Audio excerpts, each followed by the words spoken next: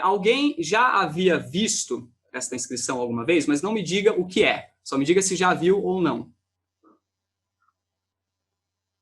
Não. Também não. Ninguém? Então eu posso abrir a pergunta. Mas achei para todos. interessante Eu gostaria ter de um K palpite. no meio. Tem um K, isso. Vamos falar sobre esse K. Eu gostaria de um palpite do que poderia ser essa inscrição. O que vocês acham que essa inscrição representa? Essa é uma réplica, na verdade, de uma inscrição do século III ou século IV depois de Cristo. É de uma catacumba. Uma catacumba, perfeito. Quem foi que falou? Jerônimo. Jerônimo. Século III ao século IV depois de Cristo. Jerônimo, esta inscrição foi encontrada em uma das catacumbas de Roma, e mais especificamente, trata-se de uma lápide. Uma lápide. E lendo essa inscrição, nós conseguimos perceber imediatamente o nome da falecida. Quem poderia dizer para mim qual é o nome da pessoa que morreu?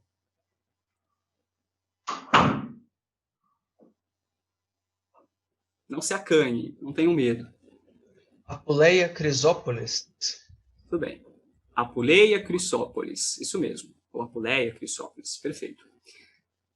Eu quero que vocês aprendam uma coisa muito importante, já com este exemplo. Em latim, sempre que vocês se depararem com a letra Y ou com a letra Z, vocês podem chegar à conclusão de que se trata de uma palavra estrangeira, mais especificamente de uma palavra grega.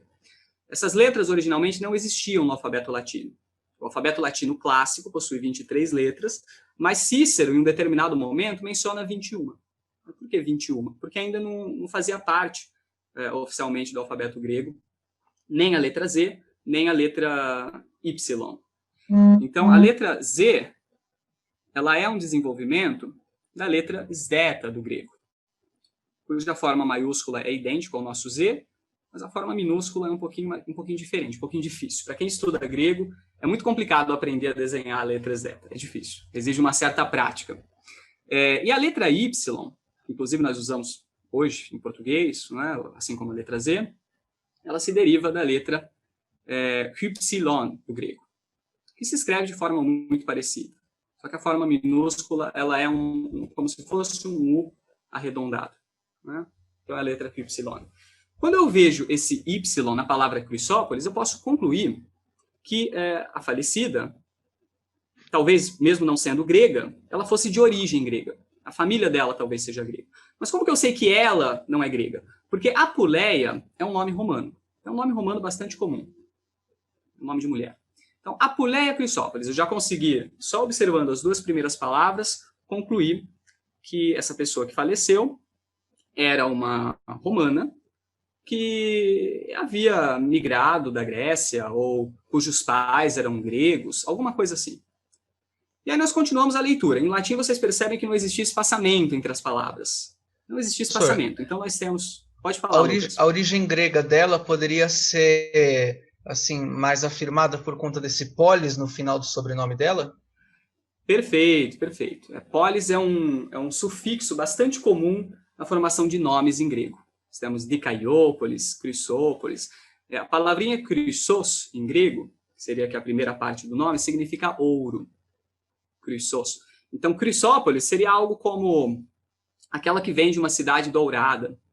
Algo do tipo. Chrysópolis. Muitos nomes gregos têm um significado. Dikaiópolis seria aquele que vem de uma cidade justa. Dikaios, quer dizer justo. Então, se você sabe grego, Lucas, é um bom indício também, não é? De que é uma pessoa de muito de pouco, só grega. Essas coisas mais comuns. Esses polis, sim. Polis, foi muito bem observado. A palavra cidade em grego. Então, aqui nós teríamos a seguinte separação. Quae, vixit, anis. Vocês percebem que entre quae e vixit, assim como entre vixit e anis, não existe nenhuma separação.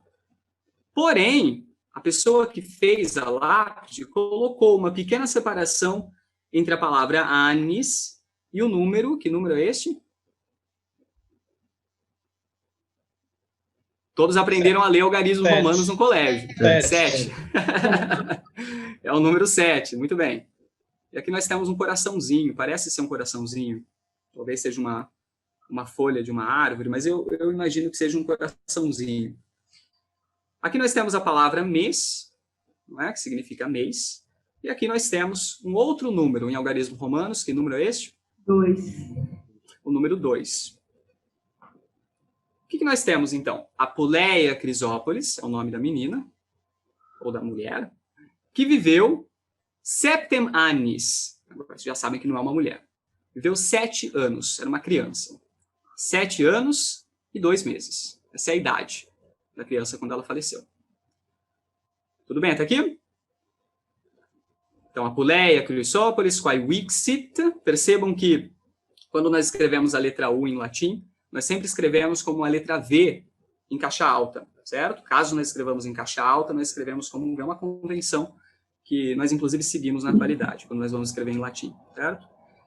Então, quae vixit, sempre vamos pronunciar como um U, nunca como um V, certo? O V seria um traço da pronúncia eclesiástica. Na pronúncia eclesiástica, vocês podem dizer vixit, mas aí vocês teriam que dizer também quae, e não quae. Já vamos tratar das diferenças. Então, não existia, desculpa te interromper, não existia o som de V no latim? No latim clássico não existia. No latim eclesiástico existe. E aí vem a origem do nosso V em português, por exemplo. Tá? No latim pós-clássico, o nosso V. O nosso V português. No latim pós-clássico houve essa mudança. Nós vamos ver que o U, quando ele funciona como uma consoante, ele se transforma em um V. Ele passa a ser um V, né? Uma consoante. Não sei se tem a ver, mas é engraçado que o espanhol também não tem o som do V. Isso. O espanhol tem o que nós chamamos... Só que eles trocam por B. É o que nós chamamos na fonética de fricativa bilabial, né? É um intermediário entre um B e um V. Perfeito. Então, o que nós temos na sequência? Parentes carissime filiae fecerunt. Ou seja, os pais, para quem sabe inglês, é só pensar na palavra parents, não é? Uhum. Ou no francês, parents. Parentes, os pais, fecerunt, fizeram o quê? A lápide. Carissime filiae, para sua caríssima filha. O Lucas, eu acho que comentou a questão da letra K. Então, vocês percebem aqui já que essa palavra em latim, geralmente, é escrita com C. A letra K também é um empréstimo do grego. Existe uma única palavra em latim que se escreve sistematicamente com K. E também uma palavra de origem grega. Então, não é normal as pessoas escreverem caros com K, por exemplo. Esse é um indício de que a família era de origem grega, um indício de que a família tinha pouca instrução no latim, certo? Então, nós conseguimos tirar essa conclusão também. E existe mais uma questão que exige um estudo um pouco mais aprofundado de vocês, que é a terminação da palavra caríssima. A palavra caríssima tem uma terminação E. Enquanto que na palavra filha, nós encontramos a terminação ai. Por que isso acontece? É muito interessante. É exatamente o que o Lucas tinha comentado. Muita gente tende a escrever da maneira que fala, não é? Principalmente as pessoas que têm pouco acesso à escolaridade, é complicado. Professor, imagina naquela época, né? Por uma razão parecida. Para aprender a ler. Naquela época em que a grande maioria da sociedade era analfabeta, exatamente. Mas isso tem uma explicação. Por que os pais escreveram caríssime com E? Porque nós sabemos que já durante esse período, o ditongo ai do latim passou a ser pronunciado como um monotongo, como um E. Essa é uma diferença significativa entre o latim clássico e o latim eclesiástico, o latim pós-clássico, certo? Então, filiae passa a ser pronunciado filiae. E é muito provável que ele só não escreveu filie com E porque, por algum motivo, ele lembrou que existia um A ali, mas a pronúncia com certeza era filiae, e não filiae, como era nos tempos de Cícero. Então, nós percebemos aqui um exemplo de mudança linguística em curso. A língua estava mudando neste momento. Talvez essa mudança ainda não havia se estabilizado, talvez sim, mas a escrita nos dá uma pista de que a mudança estava acontecendo, a mudança linguística estava ocorrendo. Agora que nós falamos sobre o texto, vamos olhar um pouco para os símbolos que nós temos nessa lápide. Nós temos algum clérigo aqui? Algum padre, um seminarista, algum pastor? Ex-seminarista. Temos um seminarista? Jerônimo, você faz jus ao nome, não é? Isso, eu fui seminarista, não mais. Vamos falar bastante de São Jerônimo amanhã. Você tem uma ideia, Jerônimo, do que seriam esses símbolos, à esquerda e à direita? São símbolos cristãos. Né? São símbolos cristãos. Você sabe os nomes desses símbolos? Geralmente nós... Olha, no catecismo da Igreja Católica, esse símbolo do pastor com a ovelha é bem comum, né? Inclusive o catecismo da Igreja Católica traz. Agora, não sei se é oliveira, né? É oliveira? Nós chamamos... Então, vamos colocar que nós temos o bom pastor, não é? O bom pastor, que é uma representação de Cristo.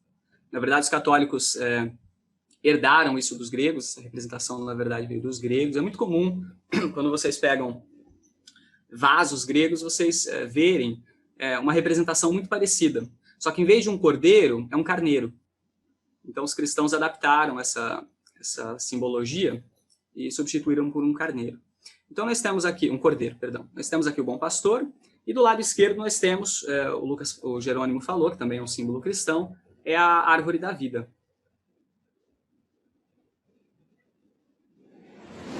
Então, nós podemos concluir, a partir desta lápide, que, vamos sintetizar tudo, nós podemos concluir que a pessoa falecida tinha 7 anos de idade e 2 meses, ela era romana, mas de origem grega, e essa família era cristã, talvez uma das primeiras famílias abertamente cristãs, não sei. O cristianismo ele ainda não havia se difundido de forma tão grande como hoje, né? Então o cristianismo ainda era bastante tímido. Muitas vezes as pessoas precisavam praticar a religião às escondidas, sofriam perseguição, né? Então, vejam quanta informação uma única lápide pode nos fornecer. É muita coisa, é muito interessante. Existe uma área da ciência que se dedica exatamente ao estudo desse tipo de material, que nós chamamos de paleografia. Uma palavra que vem do grego, que significa escrita antiga, certo? A paleografia seria escrita antiga. Vocês acham que a família era de classe social mais alta ou mais baixa? O que vocês imaginam, com base na lápide? Provavelmente mais baixa. Mais baixa, nós percebemos que as linhas são tortas, não é? Temos erro de ortografia, como nós comentamos. E era muito raro, na verdade. Essa é uma inscrição bastante famosa entre os estudantes de latim, porque não era comum haver lápides com símbolos cristãos nas catacumbas de Roma. Então, essa é uma das poucas que foram encontradas lá. Certo? Mas só para vocês perceberem como a questão da pronúncia é bastante complicada, é um estudo sério. Eu já vi muita gente dizendo que a pronúncia clássica é horrível. É uma questão de gosto. Tem gente que acha o espanhol uma língua feia. Para mim é uma língua linda, né? Então, achando feio ou não, nós não podemos negar que é um trabalho bastante sério, que foi desenvolvido durante séculos, a tal ponto que nós conseguimos reconstituir a pronúncia de uma língua conforme ela era falada 2000 anos atrás. Nós chamamos isso de pronúncia clássica. Então, qual é a minha opinião quando me perguntam qual pronúncia é melhor? Eu digo, nenhuma das duas. Você, como estudante de latim, tem a obrigação de saber as duas. Porque assim como não faz sentido nós lermos um texto de Cícero utilizando a pronúncia eclesiástica, ou um poema de Virgílio, pior ainda, eu também não vejo muito sentido em nós lermos um milagre do chantre Estevão, por exemplo, relatando a vida de São Vicente, utilizando a pronúncia clássica. Então, acho que tudo tem o seu lugar, certo? Não é esforço nenhum aprender as duas pronúncias. Eu tenho vídeos no YouTube cobrindo esses assuntos, tenho vídeos na Udemy cobrindo esses assuntos. Então, esse é o primeiro passo, ter uma pronúncia sólida